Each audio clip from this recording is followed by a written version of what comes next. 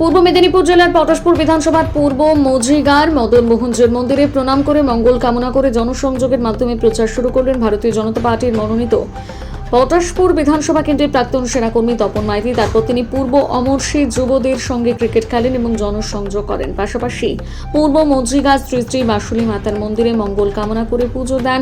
শ্যামখোলা গৌর নিতাই সেবাশ্রম মন্দিরে পুজো দেন। শ্যামখোলা 147 নম্বর বুথে মায়েদের এবং ছোট ছোট বাচ্চাদের নিয়ে বাড়ি বাড়ি গিয়ে ভোট প্রচার করে জনসমর্থন কুড়িয়েছেন।